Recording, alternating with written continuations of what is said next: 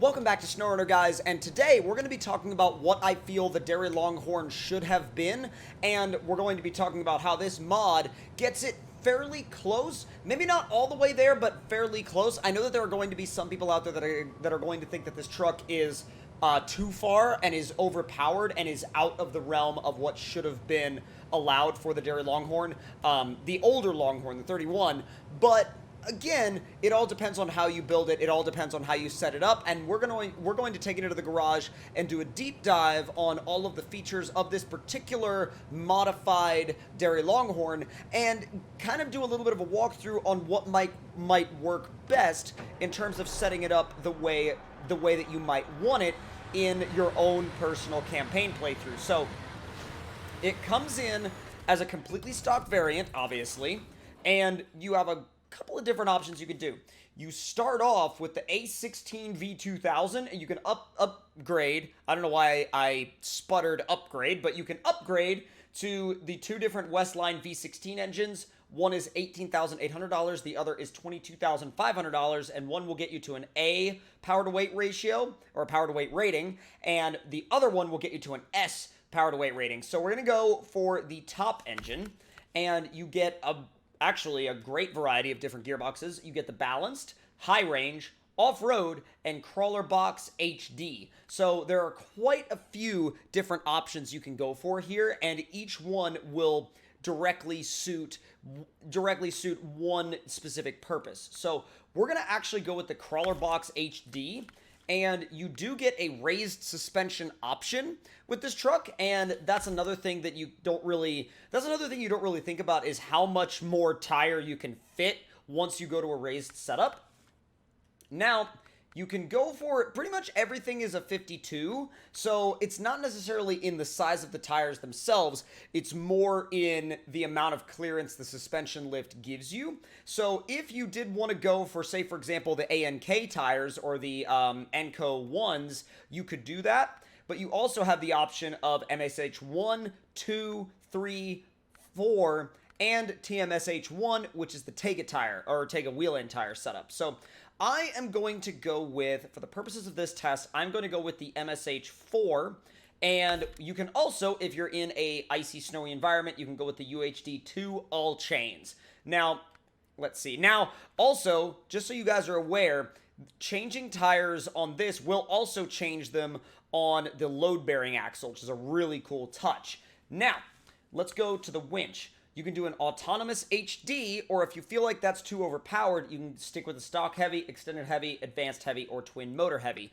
For the sake of this test, I'm going to go with the autonomous HD. Even though that's not a feature in the original truck, and you don't have to use it, I'm going to use it for the purposes of this test. Spare wheel setup, I'm going to go for that as well, just so you guys can actually see it. And the cool thing about it is that it actually kind of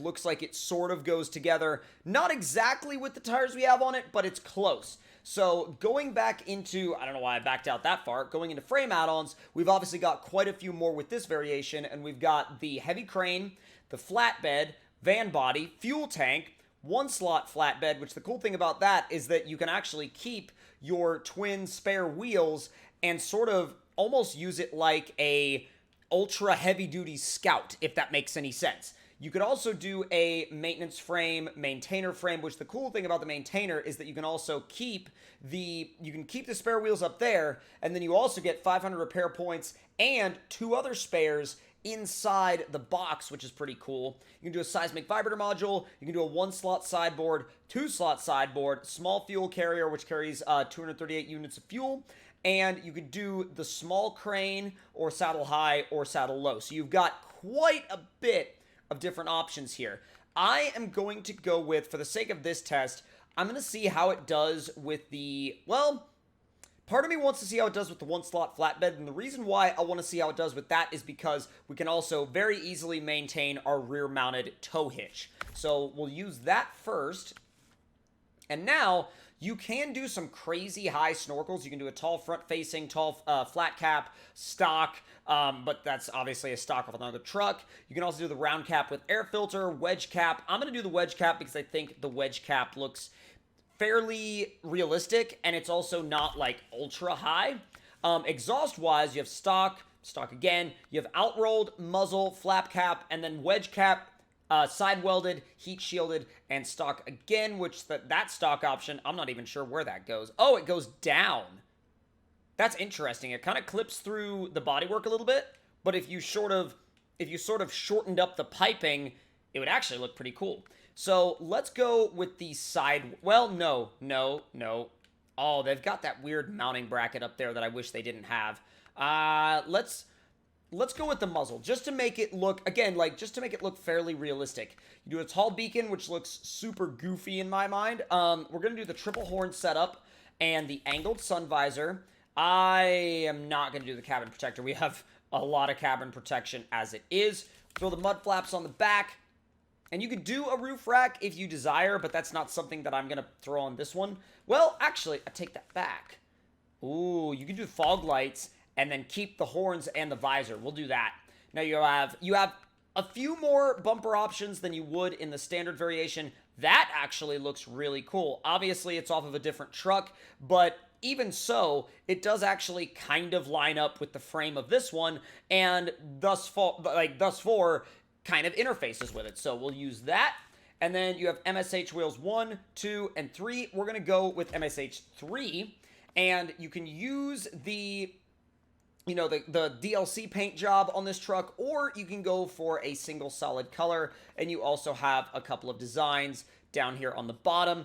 This one, I originally thought it looked really cool when I was showing this truck on my stream, and then somebody pointed out to me that it looked like a ladybug, and then I really, truly, genuinely could not unsee it after that. Like, literally, after seeing this paint job, I could not unsee a ladybug at that point. Now, I'm kind of a fan of these, especially this one. If you're going for like a military look, this and this work really, really well. The only thing is, obviously, since it's a mod, you can't really do any interior customization, which means we can't put the little beans, the dachshund, in the cab with us, but that's all right. So now let's go ahead and take it for its first test. Now, it does look a little strange with the single unit flatbed, but the more I look at it, the more I feel like I could get used to it. And also, with these tires, as opposed to the Tega tires, I think it looks believable still. I mean, it definitely looks like a truck that you could still see at least it seems like something that would be possible to see in real life. Now, let's look through a couple of the trailers. Now, you have a flatbed, sideboard trailer, all sorts of different things. Let's actually go with the ramped flatbed and see how it does pulling that. And in terms of pulling power, I'm sure it's going to be just fine with that V16. And let's do a little bit of a load up real quick. We'll do a crate and a BA-20 armored car on the trailer, and then go back to the truck and do a load of... Ooh, we could do a roll of metal. And we'll do that. All right, now we've got it loaded up, and that's basically 5 units. We've got 1 unit on the small flatbed, and then the other 4 units on the trailer. And now we're going to take it out for a little test drive and see what it feels like to drive. Change suspension mode, and the load-bearing axle comes down. And check this out. Makes it a whole lot harder to high center it in these dips. And basically makes it so that you really have very little to worry about, even when going through a set of obstacles like this with a trailer. So you really have a very, very, very capable setup on your hands. Very capable. As long as you're patient and you wait for it for just a second, you'll be good to go. It's incredible how long that front drive shaft is. It's super long. At least it looks super long from where I'm sitting.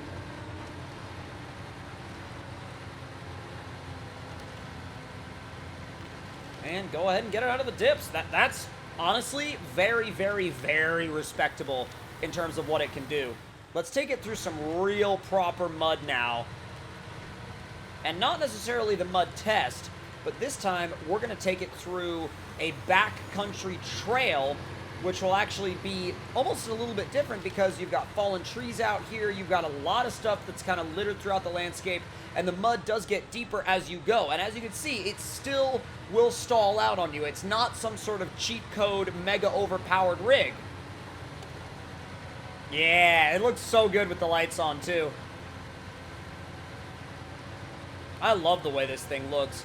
And it really does give this truck that little bit of extra personality that I feel like it always needed, while not going overboard and not going over the top. And I know that I don't really show, you know, vehicle tweaks as much as I used to. I mainly focus now on maps and, you know, physical new modeled vehicles.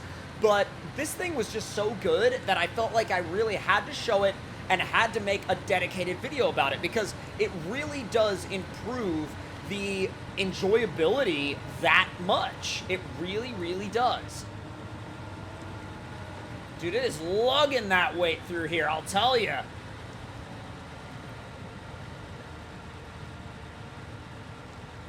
Just watching it move, it feels unstoppable. Now, it is stoppable, trust me. There are situations that this thing can get into that will cause mad problems for you, but it feels unstoppable when you're on the trail, that's for sure. I love the interior, I love the dash, I love how the keys, like, you know, shake back and forth.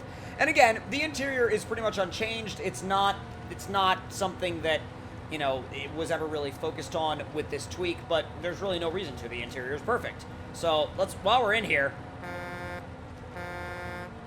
Yes. Whoa, wait a minute. Yo, that sun visor actually shakes. That's so sick. I also love how there's an escape hatch on top. That just kind of like finishes everything off. You know, when your truck has a freaking escape hatch on top of it, you know you mean business.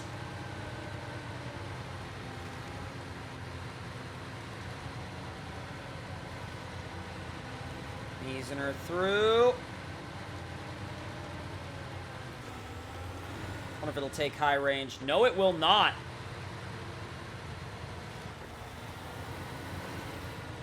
Felt like it would right there. Oh, nope, it still won't.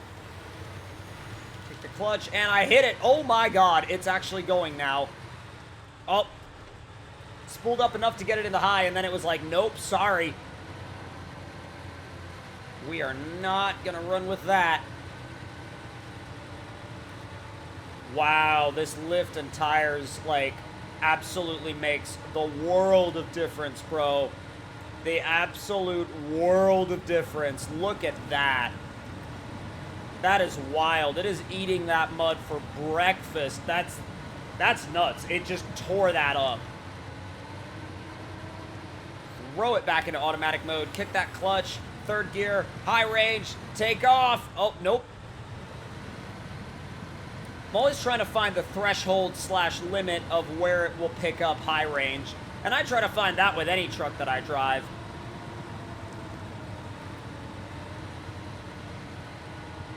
It really does feel like an unstoppable force of a truck, though.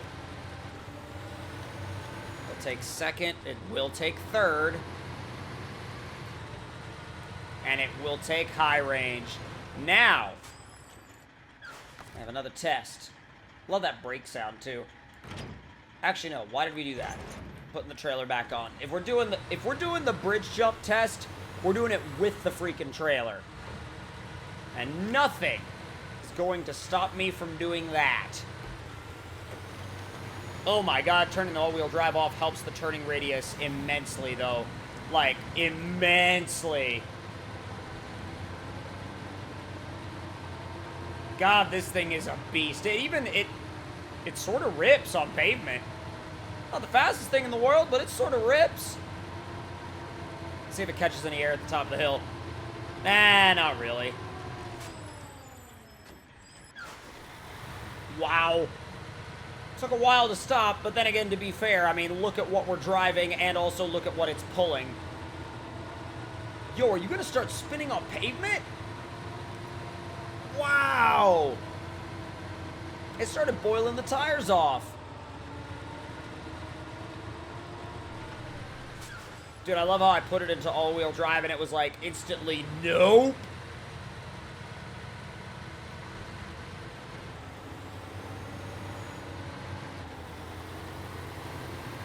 Getting there. There's fourth.